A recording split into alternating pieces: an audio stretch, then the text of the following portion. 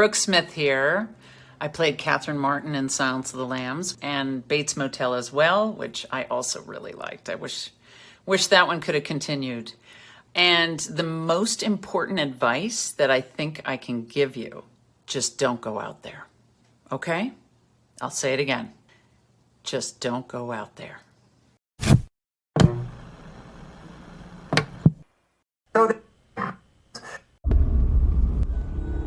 They've conquered the big screen. Now, get ready for the spin-off sure to send chills down your spine. It's Nico, Brian, Mike, and Dustin in Don't Go Out There, the series. Welcome back, everybody, to DGOT, the series. We really appreciate y'all listening. We hope y'all have been enjoying these series reviews. I know we have. It's been a lot of fun. Just want to give a quick shout out to our website, don'tgoouthere.com. Everything about our podcast is on the website. All of our episodes and interviews, if you want to check those out. We've done some incredible interviews in the past. Go check them out there in a specific tab by themselves so you don't have to scroll through hundreds of episodes on Apple or Spotify, etc. We also have our store if you want to grab a shirt, a mouse pad, a hat, all that good stuff. We'd love to see your pictures, rep your favorite podcast. And Shan's Etsy page is also attached if you want to grab a tumbler. All of our social media links are on there as well. Facebook, Twitter, Instagram, YouTube, TikTok. Like us, subscribe us, follow us, all that good stuff. And the last thing I want to shout out on our website is our Patreon. We call it Blood Donors. We have the traditional monthly reoccurring kind. If you want to support us, help us pay the bills, as we say. Or if there's a movie you want us to review, that option is available as well. Just check out our website, don'tgoouthere.com. Also, if you haven't noticed, we've recently joined the Believe Network, so there's some ads on our program now. But if you want ad-free content, go check us out on Blood Donors. The ad-free episodes will be available there. We appreciate your support. We are continuing on with Bates Motel Season 1, Episodes 3 and 4. Brother Mike, you want to kick us off with your general thoughts on these two episodes? Absolutely. So, like I mentioned last week, I am a really big fan of this series for a lot of reasons. Obviously, I think last week was a slow rollout, right? Slow open. I felt like everybody felt that way, but I feel like we really pick it up here in episode 3 and 4. There's a lot that happens. Something you said last week, Nico, was a lot happens in these two episodes. A lot more happens in these two episodes. So it really does start to ramp up here. And, I understand some complaints about maybe not focusing as much on Norman and Norma as they would like, but I like that the town becomes more involved, more of a character. The town is its own character as we start to flesh out all these different routes that this could go. The stuff with Shelby, the stuff with Bradley, the stuff with Dylan, like there's a lot to still be uncovered. I really like the direction that they do there. And, general thoughts, I like that we finally start to see little cracks in Norman, right? I mean, he's not just this quirky, for lack of a better term, autistic teenager here in high school. He's starting to crack a little bit. You start to see these little blackouts and ghost Norma, or whatever you want to call it, vision Norma. So again, a lot happens.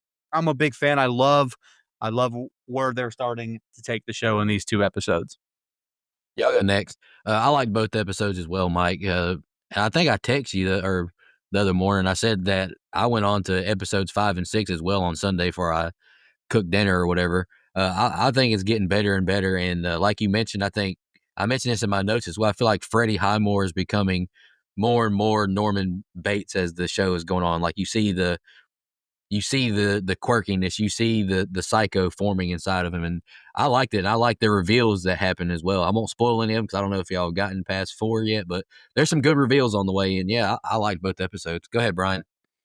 I mean, yeah, you're right. He is becoming more and more Norman Bates, but yet it's not a prequel. So is it supposed to be? I don't know. I definitely got more invested in the show in these two episodes. And I say in my notes, so I'll repeat myself, but I'm kind of to the point where I wish this wasn't a Psycho prequel at all. Like just some normal thriller movie, because they seem to be, like you just mentioned, molding these characters into what we know from the original movie, but we're in present time. So technically, this should just go wherever it wants. It shouldn't be chained to the original movie, but they seem to be still chaining themselves down and trying to hold on to the prequel thing. Again, I haven't seen the rest of the show. Maybe I'm wrong. I don't know. I just wanted to throw that out there. But we did get away, in my opinion, from the CW teeny bopper stuff for the most part in these episodes. It definitely made me like the show a little bit more, but also I kind of feel like I'm watching a worse version of Dexter in a way too. So I'm not sold on the show yet, but we did do better in these 2 episodes. I am a big fan of the thing they introduced in this episode to me, the unreliable narrator as far as Norman goes, because now we don't know kind of whether he's seeing shit, what he sees and what he is real or not. So I thought that was a good introduction. Yeah, I agree with what you said there, Brian. For the most part, I mean, I think the timeline still trips you up, and that's understandable. It doesn't really bother me, but when Nico and I recorded the instant reaction the other night, I was talking after we ended, and I said, "Man, I wish I'd recorded that because I'm not going to remember what I just said," and I don't. Um, I think my biggest issue still is that it just feels like they're creating all these storylines and scenarios that we do not know to be fact in the Psycho universe. So that's why I said for me, like, I think this works better as a movie because I think some of the stuff is stretched pretty thinly. And I touch on that in this episode review. Some of the stuff is just like, doesn't do anything for me because I don't think it advances anything. And maybe it will, but I do think, though, all things considered, these 2 episodes were the best so far. It's just I'm still not really sold on it as a series. As far as loving the series, I don't think it's bad. I just don't love it so far because I don't think, like, I just don't think that this is what I know to be true, what I know to be fact about the Norman Bates that we're familiar with. And so it's just kind of strange to me to introduce all this stuff. Like, to me, all you need to make Norman Bates work is he's a troubled youth. There's some abuse with his mom, emotionally, sexually, whatever. And he turns out to be a creep, a weirdo, a psycho. And we get hints of it, and then we go away with it, go away from it. And Norma still seems a little too normal for me. But overall, I think these episodes were better. All righty, Dustin, you got scene by scene for episode 3 whenever you want to start. Oh, God, I do. Okay. So unlike the second episode, this one starts with a recap of what preceded it. Episode 3, What's Wrong with Norman? It seems like filler to me, furthering my point that this probably could have just been a movie rather than a 5-season show, but I digress. When we see the current action, we see Dylan practicing his gun pointing skills on himself in the mirror with a quirky score. That's a little too upbeat for me in this series, if I'm being honest. When he's done, he joins his mom and brother in the kitchen and says he can't help her out because he's got a job, but won't tell her what it is. At school, Emma is freaking out because she's worried about the armed part farmers finding her and spills the beans about her real plan. She wasn't interested in finding the traffic girls. She just wanted to hang out with Norman. He's a real jerk to her in his class, where he daydreams about the teacher instead of doing his test. And when the teacher checks on him, he drifts off into a bondage fantasy before it becomes too much and he passes out. Title card. After that, we see Norman at the hospital, and Norman is chatting with the doc about Norman's medical history. Meanwhile, Dylan is heading into the woods with his new coworker, and they find the $5 million pot field, and he gets settled into his new role. Back at the hospital, Norma gets a call that the carpet is being delivered at the hospital, or at the motel, sorry. And as she heads out, she passes Bradley, who's on her way to deliver flowers to Norman. Again, he's got motion. But I will say, don't ever bring me flowers. I don't care what I've gone through. I don't want flowers. They bond over their dad's deaths, and she climbs into bed with him to watch an old movie. While Norma is disputing the amount of carpet being delivered, the sheriff barges in with more cops than we've ever seen previously in the show, and they have a warrant to search the house. Back at the hospital, Norman's tests are negative, but the doctor wants to keep him for further observation. But as soon as the doctor leaves the room, Norma unhooks his IV and tells the nurse she's checking him out. What do you guys think of the open? Okay, so Olivia Cook walking up to Norman at school here with the tears in her eyes. Look, anytime an actor or actress cries or looks like that realistically, it stands out to me. And her acting I thought was great. You know, Paul Edwards directed this episode, known for Man on Fire, theatrically, and then really just a bunch of television shows as well. And I thought he did a real good job with that. Again, I haven't seen this yet, so this kind of sexual tension between Norman and Keener Connor's Tracy's Miss Watson, uh, kind of like supposed to make us think this is part why he has the weird Mrs. Robinson feelings towards his mother. Like I don't know, I just don't buy it. I mean, they're trying to make this weird kid into like KJ Appa's Archie from Riverdale, and I'm just not at all buying this whatsoever. When Dylan's out in the woods with Nico, a couple of things here. Did anyone else notice that they covered that truck up like barely, like one side maybe? To quote Ghostbusters 2, everything you're doing is bad. I want you to know this. The dialogue continues to be bad for me. Hey, noob, don't shoot your pants off. Hurt, hurt, hurt. I thought that was just terrible, terrible writing there. Fun fact about the marijuanas, though. Property master Terry Weaver said that all the pot was created from existing silk plants augmented with moss buds attached. And then he said, or was it real? Oh, that made me laugh. So he's obviously got a sense of humor. That's all I have for the set of scenes. I just don't I don't know. I don't have any feelings of tension as I feel like we're supposed to here with the police busting in. I mean, there's no threat to either of them really because it's a prequel and we know where they end up. Or do we know where they end up? I'm not 100% sure yet. Are they going to unchain themselves from the psycho thing, or are they going to be its own show? I'm not sure yet. Um, Yeah, I don't have a whole lot here either. I will say I actually like the recaps. I've talked about that when we've done our Friday the 13th movies from the first view where they recap the last one. I kind of like it, especially when we're not watching them in a binging format. I'm like, oh, yeah, okay. Now I'm good. I have a little bit of context here. Plus, it's a television show. I feel lots of like normal television shows that aren't on streaming platforms have that. That's just kind of the way it is. I, I Man, I kind of forgot. Again, and God, this is why I like to recap. This fucker kept the belt. What an idiot, man. Like, just the dumbest shit. Again, and we end up knowing why, because he's a creep, and we'll get there. There's a lot of world building to be done, but still. I actually think that Dylan is one of my favorite characters, despite this whole mirror gun thing that he did. That was really weird and kind of silly. So I agree with that. That one's a little out of place there. But there's a few moments of humor throughout the series for sure. I don't like the way that Norman treats Emma, which becomes a theme. Spoiler. He's a little bit of a prick here because she's a good person, and deep down, he's just trying to get by on faking being a good person, if you know what I mean. So again, he starts to lose it on her a little bit here, and I like that they keep sprinkling in these little bits of Norman losing it just a little bit, right? There's the daydream scene, and I love that we finally get that glimpse too about the kind of fantasies that he's having in his head. And so I think the connection to him being a ladies' man. Now, again, just because he loves women for this psychosexual reason doesn't mean he should be able to pull them all. So I understand that complaint. But the reason he's interested as a character is because he wants to do bad things to them because he gets off on that. And the series dives into that a lot more as it goes on. I don't think that's a spoiler. That's just the character of Norman Bates. He's a psychosexual killer. That's what he is. And it's because of this weird fascination and relationship he has with his mom. More to come on that. I texted the group, I would do this pot watching gig in a heartbeat. Are you kidding me? This is it. All I got to do is watch this pot field all day, sit here, drink beer with Nico, have a good time. Come on, man. That's a good time. I would do that in a heartbeat. Norma and Norman are just too damn close. There's just some, weirdly weird tension when the two are on screen sometime that I'm like, ugh, God, knowing that, and by the way, my phone, when I take notes, likes to correct Norman to Mormon.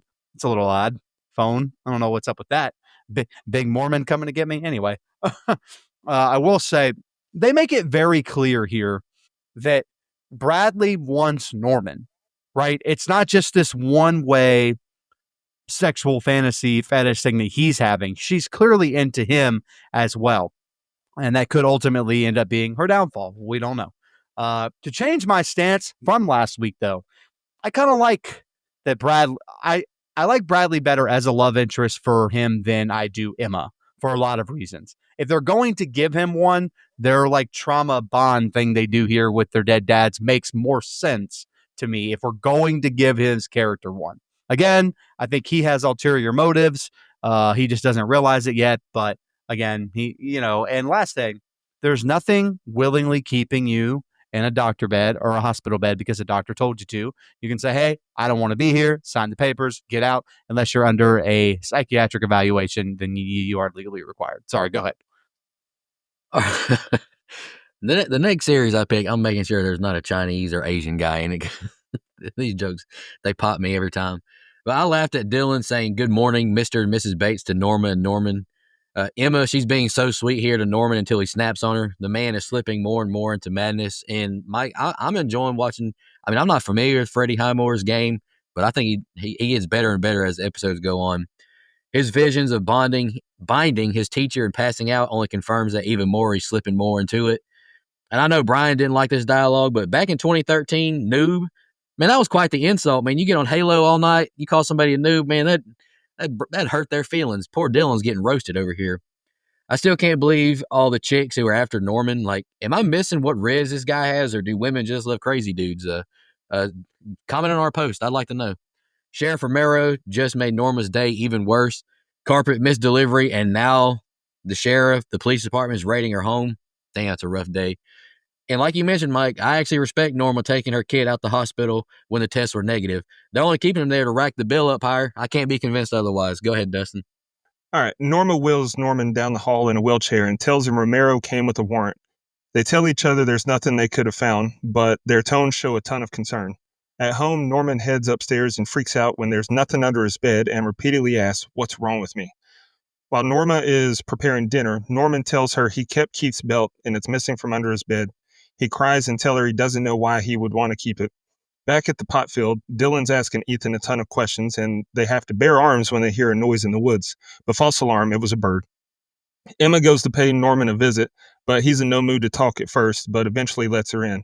While Emma is accusing Keith of being involved in the trafficking and doing her best Nancy Drew impersonating, Norman is more interested in Bradley texting him, and Emma finds Chinese markings under the sink in a yeah, okay moment for me. We cut to Norman, who's driving down the road until she finds her crush, Deputy Do-Gooder, and hops in his car to find out what's going on with Romero.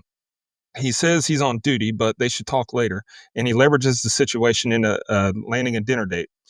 Back at home, she tells Norman that Shelby knows about the belt, and then it's dinner time. She cuts to the chase and asks what's up, but he wants to know about the belt. He tells her that he took it and no one else knows about it, but he wants the truth. He asks if Norman killed Keith, and she says no. Shelby says she always takes care of people, but he's going to take care of her, and he's in there. They smooch on the sofa, and we cut to Dylan and Ethan in the woods, cooking the pheasants they shot, and Dylan lets Ethan know his less than perfect family dynamic. That's the next set of scenes, and next is the ending. Yeah, so Norma's definitely starting to assert herself as that mother figure that we all know she turns out to be later. She definitely shows that here, leaving the hospital. I do like that aspect being kind of gradually added in here, and Freddie's performance when he gets back to the house and realizes that the belt is missing is absolutely fantastic there as well. I mean, truthfully, I didn't even realize he took the belt. I guess I missed that part, but regardless, very believable performance. Just very, very damn good. I can't say that enough. There's a reason he went on to be the good doctor as the lead there, like Mike brought up last week. I mean, he is the lead on that show, playing the exact same character, basically, was exactly right. And, seeing this, I honestly start to wonder if we're getting into Dexter territory, like I brought up in my open, where Norma will know that he's a psychopath and protect him, like Dexter's dad did. Very curious on where this goes, to be honest. And how far away are they in these goddamn woods? Because you've got armed guards 24/7, and Dylan is about to go off hunting a pheasant. Like, if you fire that gun, does everyone not hear it for miles? I don't know. All questions I wondered if I'd get answered because I'm watching this live. But a complaint, though, is watching this whole mystery of the Chinese lady, the pot farm. None of this feels like I'm watching Psycho. I mean, it's not bad by any means, and I think Dustin touched on this in his open. It just doesn't feel like Psycho to me. And part of me just was either a wishes that it was a period piece, which I feel like you could have easily done, or just not been called Psycho. But God damn, can we talk about how Norma put it on Shelby? Dude had no idea what hit him. I did see that the reason that it wasn't a period piece was budget was the main reason why it wasn't period piece. Supposedly, they didn't quite have the money to. They didn't get $15 million an episode? No, dude, this isn't Netflix. This is A&E. Come on, brother. Goddamn midnight mass budget for Bates Motel. I don't think so. I like how Norman and Norma are talking to each other, you know, in the hallway here, because that's how guilty people talk to each other. Oh yeah, we cleaned it up real well. No way they could see anything. No way they could know anything. Right? Yeah, right. That's how guilty people speak to each other. I thought that was funny. Also, this turkey pot pie looked fucking bussin', dog. I'd be so mad if I were Norma for ruining this fucking great looking dinner, man. I'd eat the shit out of that pot pie. That shit look good as hell. Flaky ass crust, a little crisp on top. Ooh, son. Anyway, I found it interesting though. You kind of touched on this, Brian, that she didn't really get mad when Norman reveals that he had the belt.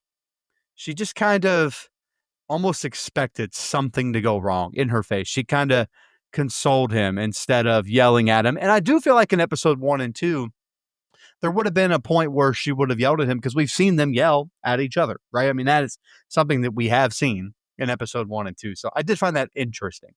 So she definitely knows more is wrong with Norman than she's letting on. By the way, she said, oh, well, if they found something, the police would have told us. No, that's not true. That's not how that works. They want to get all their evidence together and then come arrest your ass. That's how it works.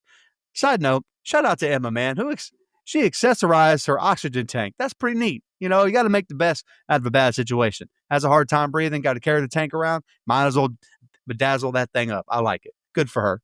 I won't lie, though. As sad as this trafficking stuff is, and it is, I wouldn't have want to be involved in it at 17 either in high school, man. Not when I had Bradley breathing down my neck, wanting me at the same time. Like, I would, man, I would have helped her out because that would have been the right thing to do, but it would have been very inconvenient on my 17-year-old brain. Just throwing that out there. Like, as you guys know, at 17, I kind of have like two things in my thought process: football and girls. That's about it. That's about all I was thinking about. Unfortunately, I should not have been doing that. So if you are younger and listen to the show, do better than I did. By the way, I sniffed out Shelby in episode 1, said I didn't trust him. He's a snake. He's a fuck. And he's definitely a manipulative piece of crap. I will say Norman getting kind of petty mad at his mom for, you know, she's about to go to work, got to do what she's got to do to put it on Shelby, like you said. You can't get mad, man. This is your fault. You are the reason that she has to do this in the first place. I will say, I like this scene a lot, though. I think Vera is great here. She's awkward. She's sad. She gets a little bit of joy when she realizes maybe she found someone that's going to help her. I just really like how she displays her emotions here. And, you know, the same way that he's using her, she's using him, because it's anything. And I don't want to spoil, but anything to protect Norman. Anything. I will just say, fuck you, Shelby. And Vera looked great in this scene, so I do agree with you, but still, fuck you. Last thing, I like Dylan as a character, and I will keep liking Dylan a lot more. But this part of his story does not interest me yet. The pot job stuff doesn't interest me yet. It will, but it doesn't do anything for me at the moment. Dude, in my notes with pretty much the exact same thing saying that, so I appreciate you saying that. Norman, he's a weirdo, keeps asking the same damn question over and over. And it looks like he's busted, though. Keith's belt is missing. I'm interested to see where this goes, and it has a hell of a reveal. I'm just going to leave it at that. Kind of odd to me. See, Mike, I'm kind of with the others. Kind of odd to me how the sheriff and police searched the home and just left without us knowing anything or confronting Norma. I feel like they would, but maybe you're right. I just don't know.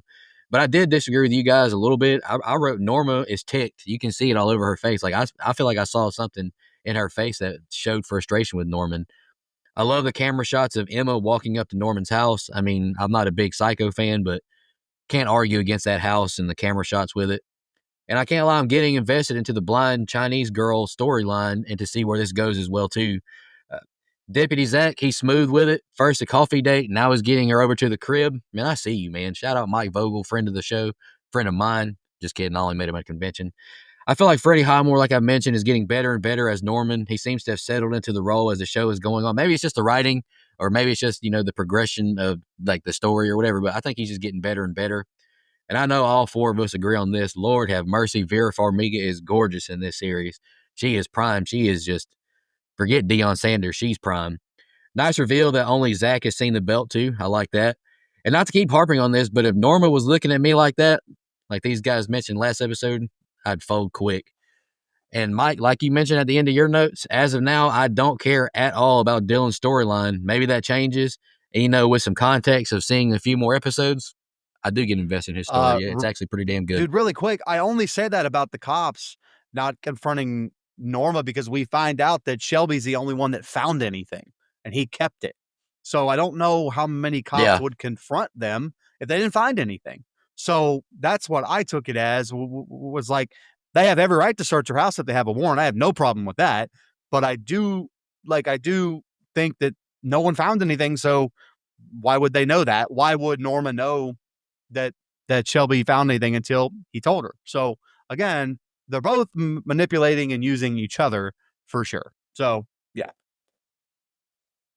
I just felt like the sheriff would like check in where there's like, we didn't find nothing, but I'm still on to you, or just something of that nature. Sure. Because he's been hella suspicious on her. Well, rightfully so. All right, back at home, Norman is chilling on the couch watching another old movie when Dylan gets home. Dylan tells Norman to stop calling Norma mother and cuts his hospital bracelet off.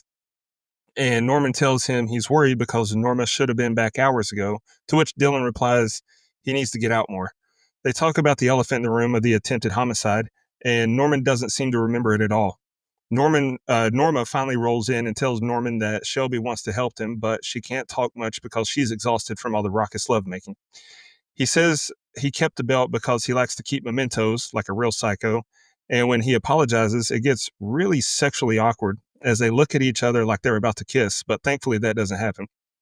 The next day at school, Bradley's back. And as Norman is welcoming her back, Emma crashes the party and pulls Norman away. She tells him she's going to the police about the journal. And Norman says not to because it won't change anything. The Chinese girl will still be dead. Emma will still be sick. And he'll still be him. Real charmer, this Norman Bates. That night, Norma tells Norman that he's right. Shelby can't have the belt.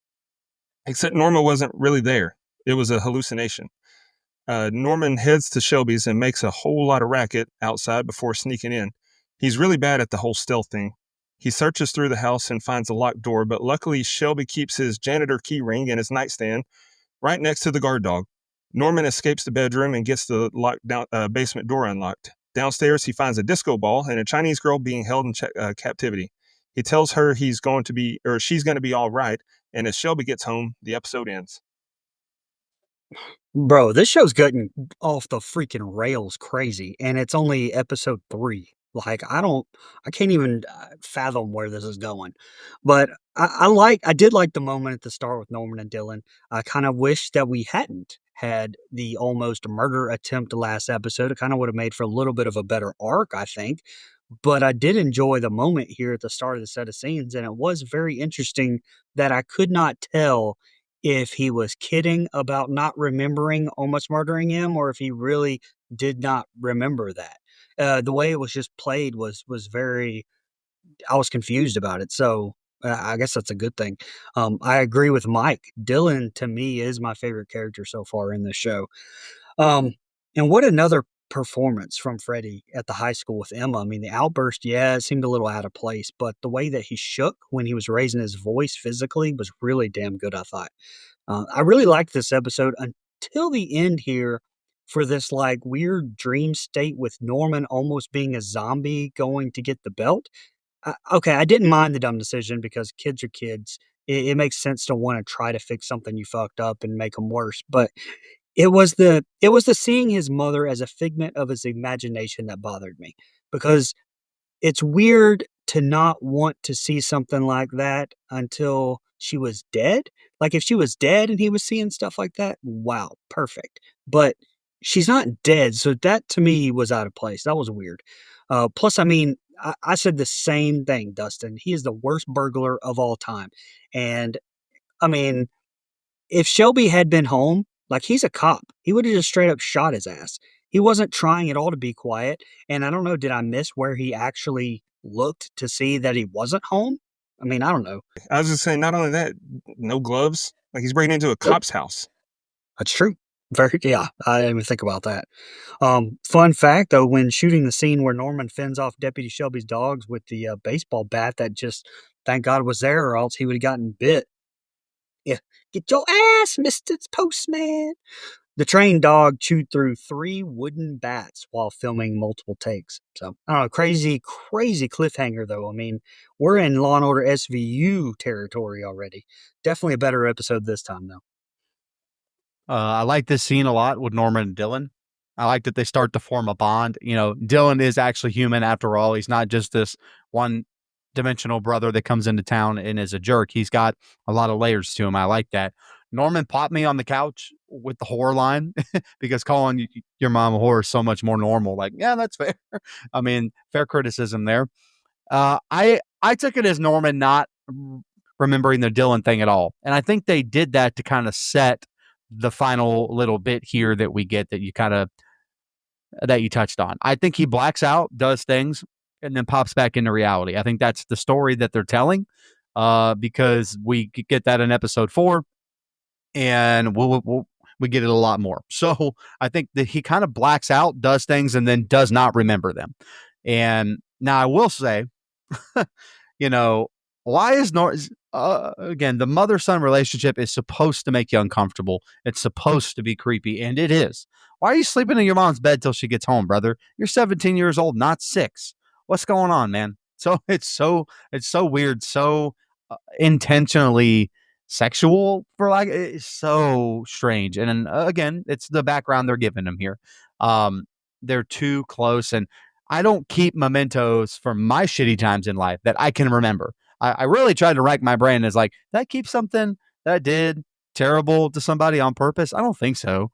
Not to my knowledge, but that's a weird thing to do. And I like that Norman almost snapped here again, right? I mean, I like that they keep layering it in. They're not doing it full board where he shows his full on anger in person. He's just kind of snapping in and snapping out of it. And I like that. I like the layering it in, not just going full on crazy guy right off the bat.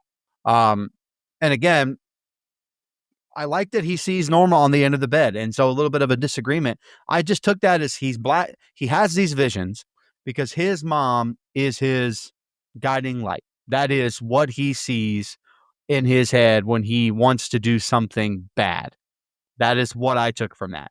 And so she's not dead, but to him, she is the only person that truly understands him. So that's his mind rationalizing what he's about to do. That's the way I took it. And again, I don't think he had gloves and was a stealthy burglar because he blacked out. He blacked out and barely remembers doing it. I think he blacks out until he sees the girl in the basement. Truly, I do. Because he's doing crazy shit looking for that belt.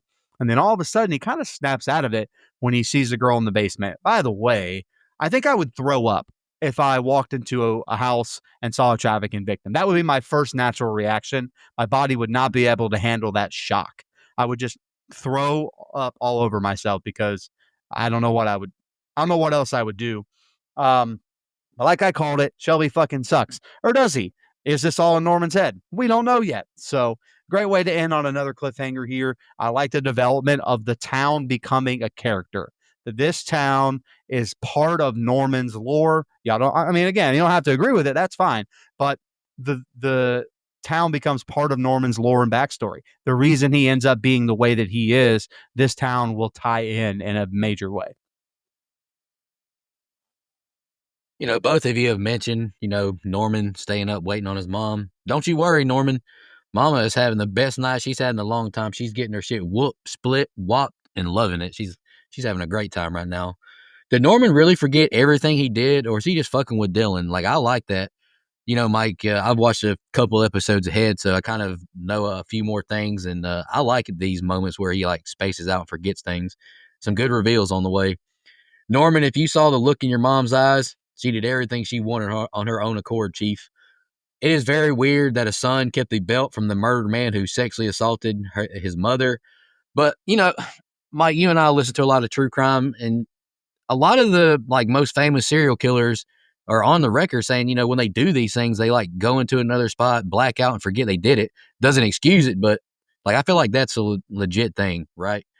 The Bates family is relentless with Emma telling her she's sick. Man, they're mean to that little girl. This slip into madness by Norman is exceptional in my eyes. What's he about to do to Zach? Norman didn't think this through very well, like you mentioned, Dustin, leaving fingerprints everywhere in Zach's house.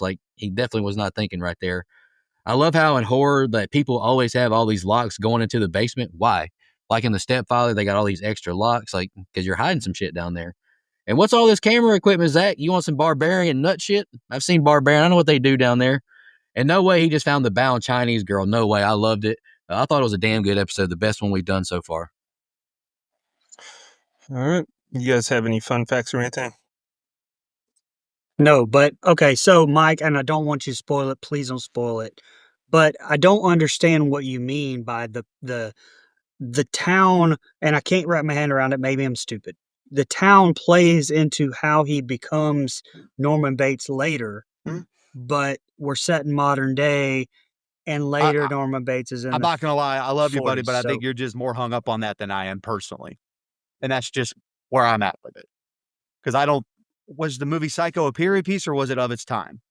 I mean, it was modern for its time, You right? mean I don't know what I'm saying is this a prequel to Psycho for sure? Are these characters going to turn into what we've seen in the old prequel or in the old Psycho movie? Yeah. Okay. Yep. So it's not going to be like that's what I can't wrap my hand around is if it's going to just be a complete remake and you're starting from the beginning, but that doesn't mean we're going to get this other one because it's not leading to that. Well, you don't. Okay, so that's what I wanted to know. You don't get that. Well, I won't spoil it. You do get that eventually. Okay. So I'll just give my closing thoughts on the episode. I did like this one the most so far because Norman definitely had more glimpses of being a psycho. And the development of Shelby being in on the trafficking adds to the intrigue. I still don't love it though, but it is trending up. I think for me, something I've realized that my issue is Norman Bates is not a protagonist. This show makes him sympathetic. I don't like that. So I did give the episode a 7.5, but like I said, it's trending up. Okay. Any more final thoughts before we get into the next episode? Hey, Dustin, have you ever seen Psycho 2? No. One, I would highly recommend. Way underrated film. But also, that movie kind of... they took some notes from the Norman Bates character in Psycho 2 with making him a little bit sad boy times, I guess, for lack of a better term. So way underrated movie, though. Definitely going to pick it down the road. Yeah, but, it's it's not a Hitchcock, so... All right. Episode 4, trust me. The episode starts with Norman heading to Zach's house, but we see Dylan followed as well. Norman finds all the freaky shit in Zach's basement and the bound Chinese girl, Zhao. Zach calls for the barking dog, and Norman hears telling her he has to go. Doorbell rings, and Zach sees Dylan at the door. Dylan asks about a gas station for his bike that's all out of fuel. Zhao wrestles with Norman, delaying his getaway, but Norman finally escapes and runs away. Dylan sees him run off as our motel sign lights up with title card. Norman makes it home, and Dylan asks why he was there. Dylan asks about what trouble he's in, and he says he won't tell Mom. Norman goes to Emma's house, but finds out she has the flu. He asks to see her, but Dad refuses, saying he'll tell her he stopped by. Dad tells him Emma has a crush on him, but she has a lot of problems. Please be decent to her. Norman gets in the car with Zach, and he's groping all over her leg, and she's hot and bothered. They make it inside the room, and clothes go to flying. The two are in bed, post-coitus, giving each other weird compliments. Norma exits the room where Dylan awaits and is weird when the two men make eye contact. Zach leaves, giving him a hell of a stare down. Norman is washing windows and sees Bradley leaving a memoriam where her father wrecked his car. He meets with her and shares condolences, holding her as she weeps. Brian, that's the opening set of scenes. What do you think? Okay, first off, can I just say that the credits in this show are seriously underrated? Like that little touch where they light up parts of the Bates Motel sign in the credits, that's slick, man. That looks really good. Shout out to whoever on the graphic team made that call because it's subtle, but I thought it was perfect. Now, the cold open. Man, if I'd been watching this week to week, I think I would have been a lot let down. Like, there's this big setup from the last episode. Norman seeing the girl in the basement, Dylan showing up at the door, and then this episode just kind of, I don't know, shrugs it off a little bit. Like, there's not really a payoff. There's no big confrontation. Norman escapes, yeah, but then he doesn't tell Dylan anything about what he saw. I mean, obviously he does later, but I'm talking about the first set of scenes here when I'm watching it. But even after Dylan literally just saved his ass, I don't know, it kind of felt a little bit weak to me. But like I said, I'm writing this stuff as I'm watching it live, so I know he does eventually tell him, and I really liked that scene. But I'm not saying it ruined anything here, but it kind of felt a little anticlimactic, like they pulled the tension out of the room when it should have exploded a little bit there. The pacing was a little bit off to me. It's just a weird choice. Now, having Dylan waiting outside of the room after Shelby just ran Norma through with his nightstick, very nice touch there. But to end on a sour note, I don't love the Bradley and Norma thing. Like, I know you guys, Norman thing. I know you guys were talking about liking it. Maybe it gets better to me, but it kind of seems like she's way too young for him now. You know what I'm saying, Nico? Don't you think? I don't know how to take that. I don't know what happened there. I don't know. I blacked out like Norman. I'm glad we get another recap here again. I like recaps. They help me keep my narrative point there. Also, fuck Romero though. Just yeah, she's definitely guilty of this murder, and your suspicions are correct. But the guy she killed was a fucking scumbag. I don't care that he was your friend. That guy sucked. Fucking running a trafficking ring, raping Norma. All kinds of stuff. Fuck him.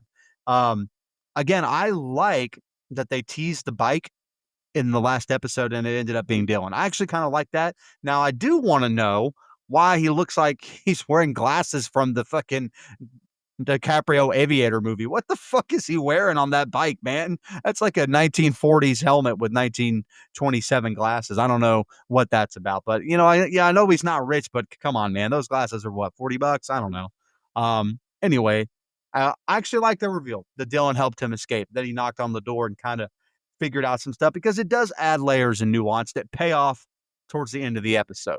So their relationship needs that balance, needs that nuance. And I do like it because we're setting up a pull in both directions story for Norman, who's trying to be a normal kid, but we know that he can't be a normal kid.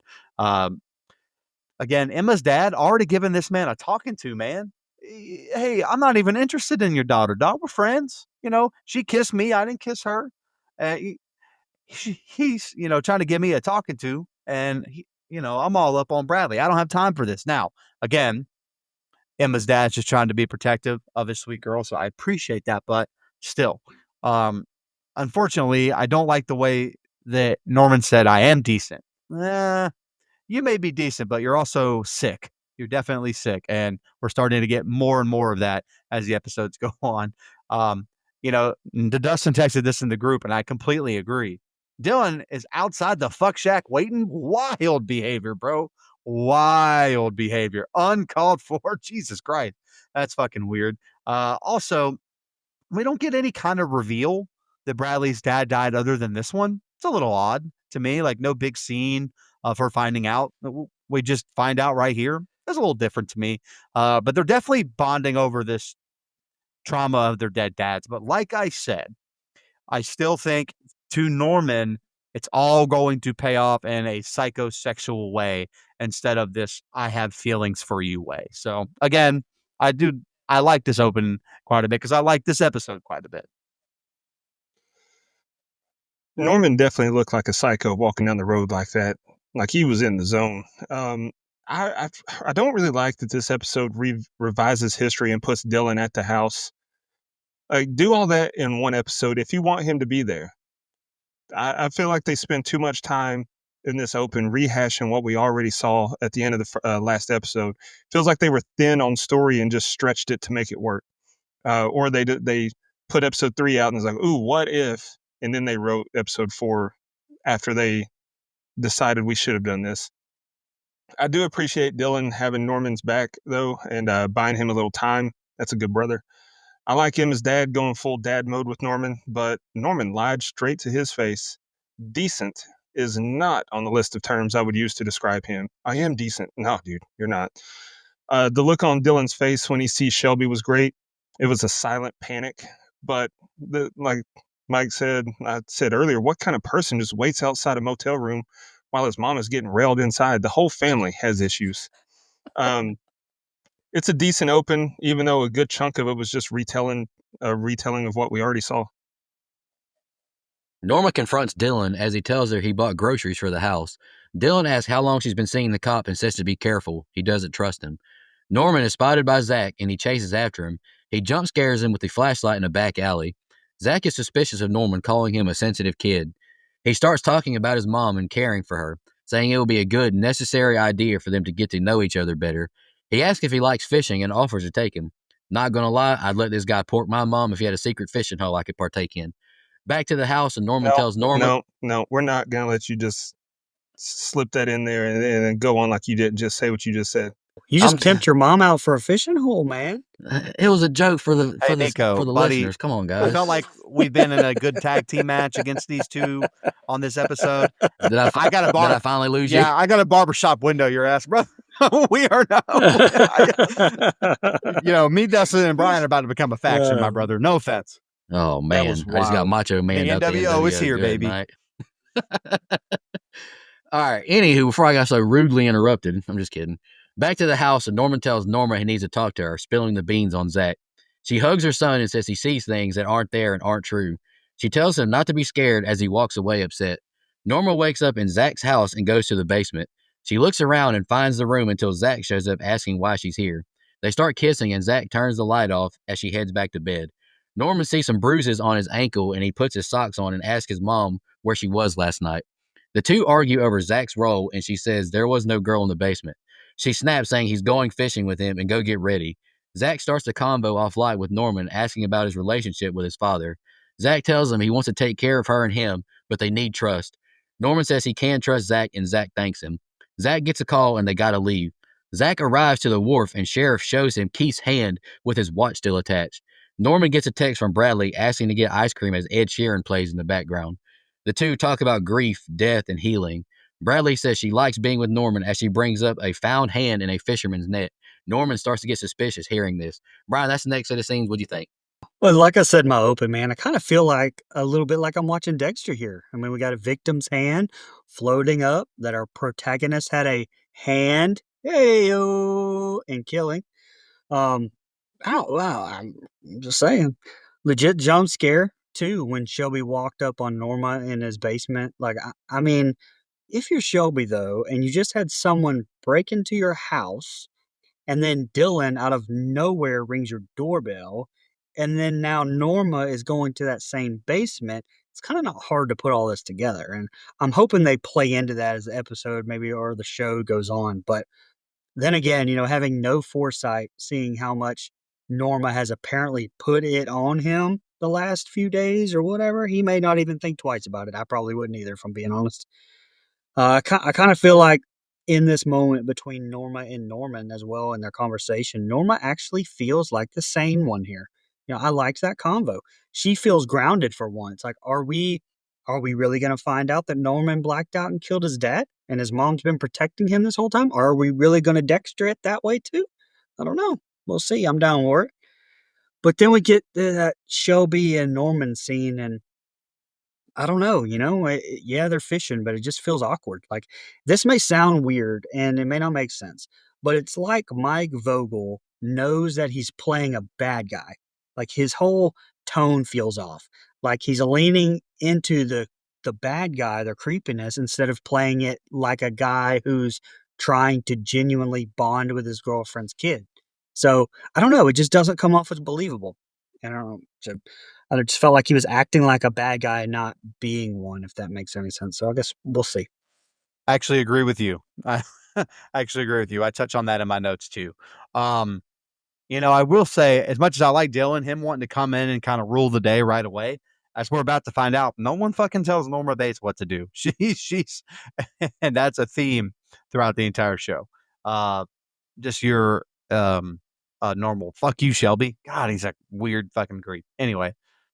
he like flags Norman down for no fucking reason. I don't care what he says. I think he's genuinely trying to scare him. He said, don't run away, except for the fact that I know you have a Japanese girl or Chinese girl in your basement. So yeah, I kind of want to run away from you. I don't know what your fucking plan is, dude. And look, man, it would be hard if I were Norma. It would be hard for me to believe Norman as well, just given the fact that we as an audience know that he does cease to shit, and she also knows that he sees shit, but okay, apparently I can't say she sells seashores down by seashore either. So anyway, um, Jesus Christ. But again, she calls it some kind of trance, and dog, like that's you not wanting to come to grips with what's actually wrong with your son. Um, Look, man, if I found someone I let crash and smash, searching all over my house, we would have to have a real conversation here. Get the fuck out of my basement. Who the fuck do you think you are? Like, I'm just gonna creep around my house. We're not that tight yet, man. We're just kind of in the beginning stages of this. Now, I will say, also wild behavior from Norman here. Clock watching your own mom. Him and Dylan are wild boys. Like, what are you doing? It was 2 a.m. and you weren't home. That ain't none of your fucking business, Norman. Anywho, this fucking fishing trip scene is hilarious to me. It's so awkward and full of an uneasy tension, I guess. But I agree with your criticism of the way the character of Shelby is being played. Is this supposed to come off as someone that knows they're up to no good? Because that doesn't really make sense to me. You would think he would try to play someone trying to get away with something, right? Play it as a straight man. And so I don't quite get what the aim there is. Maybe he was directed to do that. I'm not sure. But I wasn't a big fan of how the character of Shelby has started to evolve in this episode. I would also be stoked that the trip was over. He almost allowed a sarcastic, "Oh man, oh shoot, shucks, darn that it's over." Um, Anytime a hand just by itself pops up, if you go back and listen to our Talk to Me episode, I just can't help but think of May fucking Young, man. May fucking Young and Mark Henry. May Young gave birth to a hand, and we got to see that hand all grown up on one of the anniversary episodes of Raw, which you should go check out. It's a hand, and having Mark Henry hold the hand with all the goo on it, fucking hilarious. Also, a banger plays in this little restaurant coffee shop thing that they're in here. 18 by Ed Sheeran. Sad song, but a fucking banger. Ed Sheeran smokes that song. I actually like this scene. Last thing, I actually like this scene of them talking about grief and that stuff because, well, I think it's fair. You either like the fact that Norman's kind of in a relationship or you don't. So I completely understand the criticism of that. I just happen to like it because I do think ulterior motives for the character of Norman Bates instead of just falling in love and getting married and having kids and blah, blah, blah, blah, blah, blah, blah. So Shelby telling Norman that he cares about Norma, she must have the A1 because bro's catching feelings already. What is wrong? What is his problem, man? Norman telling Norma that he went and got the belt should have been a bigger deal to me. Like, she should have freaked out more about that and the fact Norman said that she sat on his bed and told him to get the belt when she hadn't done that. I feel like that moment came and went too quickly. We do get some solid tension when Norma snuck out of the bed and went to the basement, but I didn't expect the Chinese girl to be there. So when she wasn't, that wasn't a shock to me at all. Like, it was very predictable. I'm not sure why or how they found Keith's hand. What kind of piranhas they got in these waters, man? Like, I was under the impression they dropped a body in a lake. I don't know. I'm ready for the end. Piranhas. Yeah, that thing looked like it'd been gnawed on. What kind of fish they got in there? I mean, is it by the ocean? I mean, they probably have some kind of toothy critter up there. But anywho, this is the ending, guys. Bear with me. This is the most, because God forbid, you end on a short note. Norman yells for his mother entering the home and tells her they found a hand. She tries to calm him down, but the doorbell rings. It's Zach, and he has to take her to the sheriff's station for questioning. Romero reveals they found carpet fibers under his watch and will match them to the carpet at her hotel. Sheriff says he knows she did it, but also knows Keith wasn't a good person. He asks where she dumped the carpet, pulling the Uno reverse on her, but she says she can't remember which dump she took it to. Norma and Norman go back to the dumpster where they dropped the carpet, and she gets whatevered by her boy, and she's ticked. They check the dumpster, and it's been emptied. She calls the number on the container and gets a location. She panics, realizes she can't get to the carpet. Norman snaps on her for not calling the police that night. She weeps, hyperventilating, processing everything that happened. Back at home, Norman gets that look and tears up hearing Mama cry. Dylan stops Norman, asking why he always runs from him. He offers a drink, and Norman reacts like I did after my first Rumpelmint shot. Norman tells Dylan what happened with Mom and Keith that night. He breaks down in tears, confessing of the fear he lives with. He now confesses about the belt and it being taken by Zach. Dylan says he'll help him with Zach and tells Norman to tell Bradley he's coming over after getting the 10 p.m. hey text. Dylan tells him to be a normal 17-year-old and go have some fun with her. Norman makes it to Bradley's house and she takes him to her room while Mama is sedated. Bradley is aching for it. You can tell by the way she bites her bottom lip. She grabs his hand and says she's tired of being sad and wants to feel something else for a while. She leans in and the two kiss. The Bates family is getting that action, boy. Norma wakes up and goes into the hall and calls for Norman, but he's gone. Dylan tells her he's with a girl and she's furious. Dylan snaps on her and she retaliates. She smacks him repeatedly until Dylan grabs her and presses her to the wall. Doorbell rings and it's the sheriff who arrests her. She makes eye contact with Zach as the episode ends. Brian, what'd you think?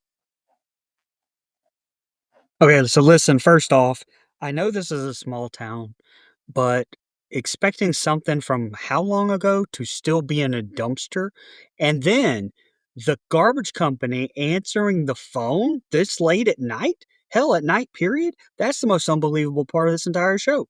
There ain't no goddamn garbage company answering the phone past 5 p.m. You're lucky if you get them to answer the phone at all during business hours. Jesus Christ. Sorry.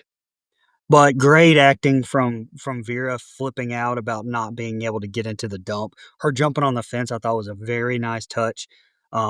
If it was that important, though, I kind of felt like you might have driven the car through the gates. But hey, I guess it wasn't that important.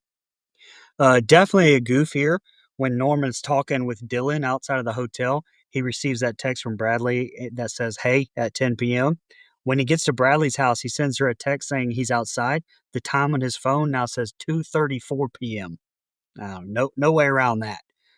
But I did appreciate the convo with Norman and Dylan. Like I said it earlier, I was really hoping that they finally talked about it. It's the first time in the show that I felt almost relieved with the way that it was going. Although what I want to happen and then knowing how Norman Bates turns out is disappointing because it's one of those fights that just you won't win. But they kind of ruined this episode to me with Norman getting laid by Bradley. Like to me, that was just out of place and character for that matter. I can't see Michael Myers getting laid when he was a kid. I don't know. I really just hated it was thrown in there. And poor Emma too, man. Girls at home with her oxygen tank, just adjusting the fucking tubes, trying to catch a breath, man, every once in a while. Norman's out here in CW land banging some girl that would never in a million years give this guy the time of day. It's insanity. It's insanity going on right now. Good ending though. It definitely makes me want to roll into episode 5, to which I have not yet, so don't spoil it. Probably the best paced episode so far. I'll give it that, even if the Norman Bradley hookup felt bizarre and out of place to me. Shelby is a goddamn liar. Said he could protect her or that he would, and then the cops still show up to the door. So, well, again, now we got him fucking lying in 4K or HD for this time, the 2012. I really like this scene with Norman and Romero, though. Right? I mean, she didn't give him a fucking thing, and I loved it. She stood up to him, battle of wits. That line, well, have fun doing that. Fucking banger. I loved it. I love Vera in these scenes where she gets to kind of like not be this hysterical mom. She can kind of keep her cards close to the vest there. I thought it was really good. And, why is Romero? Look, I know, this is a nitpick in general with like the world. And I know there's no such thing as vigilante justice. I understand. I do. But when a piece of shit dies via murder, know what I mean? It's like that Dave Chappelle sketch. Like, even if he did do it, shrugs. Know what I mean? That's how I feel. I'm like, Keith's dead. Like, who gives a shit? Keith sucked. Keith sucked for a lot of reasons. You even say it in your little monologue that I know he was involved in any number of things that could have gotten him killed. Yeah, he fucking sucked, man. He was a piece of shit. Now, you don't know this. They also raped Norma. So we know this as an audience. Motherfucker deserved to die, my opinion. But anyway, you're kind of all over because he was your buddy. I just love the battle of wits that these two have there. I, Norman hit Norma with the whatever line, which I'm like, out of place, but even she calls and says, "Is this Dylan? Is Dylan having influence on you?" Yes, we are setting that up. Yes, I love it. And by the way, Brian's correct. 0% chance that carpet would still be there. I don't care how small the town is. If you did it, 4 days ago, that shit's gone. So I love Vera in this scene where she has to flip out. Any scene where she has to flip out as Norma Bates, I think she's great. And, her jumping on the fence, all that, I thought was really good. Man, Norman did the biggest sin he could possibly do in his mind, made his mom cry. Had to sit there and listen to it. Motherfucker was stewing on it right there. Just had to sit and listen. And again, love these scenes with Dylan and Norman. This confession is good, but I'm just not so sure that Dylan interpreted it the way that Norman intended. Right? He tells Dylan exactly what happened, and in a few minutes, Dylan's still a complete fucking asshole to Norma, calls her a crazy bitch, all this stuff. So I don't think that confession is going to pay off in the way that he was hoping to. Now he does give great brotherly advice. If she's, sends a hey text, that's your cue, buddy. You got to go over there. You got to see her. Great brotherly advice and good for Norman. I'm just saying, I understand that it's a little out of context, not completely, but anyway, it's a little out of context for this episode to have those two hook up. So I understand that, but I was proud of him. At a boy, got to do what you got to do. 17-year-old me was high fiving him there, and again, Dylan is wrong here, though, right? I mean, she's been the one putting up with Norman, or is she? Or has it been the other way? Is Norman the way he is because of Norma? I love that dynamic that we're still towing that line. We don't know yet. We don't quite know yet. Great closing scene on the cliffhanger with the arrest, because I think we obviously know Norma Bates doesn't spend the rest of the 5 seasons in jail or in prison. So I do like that it's a cliffhanger, and how the hell are they going to get out of this fucking jam? So I like that ending. Pretty solid tension when Romero is talking to Norma. Like, he has her dead to rights, and it's fun watching her remain calm and cover herself. I'm not sure why Keith would have had carpet fiber, though, like in his watch or his hand, wherever they said. Like, I would think that all the water would have washed it away, and also, like, they drug him across the carpet, but I don't know how much carpet fiber could really be there. And I can't lie, Norman's meltdown at the dump, it made me laugh. Like, it was the first time she showed real emotion, so it seemed out of character from what we've seen. And when she said that she killed the crap out of him, that sent me. I was hysterical. Good brother moment with Dylan and Norman outside the motel. First showing of a true family bond between them. Bradley's house, ballin'. Rumor has it that Mike let them use his house for the show. Very kind of him. Again, I don't understand Norman's pull. Like, did you see how he was sitting on her bed? Bradley saw that and said, "Yeah, I need that. Give me a break, man." Bro had his legs all like off to the side. No. Sat like a damsel at a picnic. What are we doing? When the doorbell rings, Norma saying, "Norman, is that you?" That was so dumb to me. Like, he snuck out to get laid. You really think he's going to ring the doorbell when he comes home, lady? But we get a good cliffhanger to end the episode with her being arrested, something that I actually cared about and made me look forward to the next episode for a change. I hadn't felt that yet. All in all, it's not a bad episode, just still not loving it. This one, same as episode 3, right on par with it. I gave it a 7.5. Man, Dustin, you're such a tough, like, I can't, we've been doing this show for how long? I still can't figure you out, man. It's like, you're like super critical, and it's like, I still gave it a 7.5, and it's like, Well, we've been doing the instant reactions talking about, man, 7.5 is a good rating, but it feels bad right now. It's well made. My issues with it's not, like, it's well made, and like, it would be higher if, like I said, if this movie was called Mother, and it's about a mother and son, mother's trying to protect the son, all this, and they move to a new town to start over, I'd like it more. But having it be at the Bates Motel and the iconic house in the background, their names being Norman and Norma, it's like, this isn't Psycho to me. Nothing has happened. Not even killing Keith. Not even his little psychotic breaks where he doesn't remember what's happening. He's hallucinating his mama. Nothing is making me feel like this is authentic to Psycho, and that's hurting my score. And Right. I just think they're adding all these storylines, like just because the source material is so thin that they can't get 50 plus episodes out of it. And I don't know, just feels like a lot of diversion tactics. Hey, fair enough. Y'all got any final thoughts? Any fun facts? Only have one, obviously, but I didn't think about it. But this is the only episode of the series to not feature Olivia Cook as Emma. She had the flu. That's right. She did. She actually had the flu. Dude, if she actually missed it because she had the flu, like that, like that's pretty good.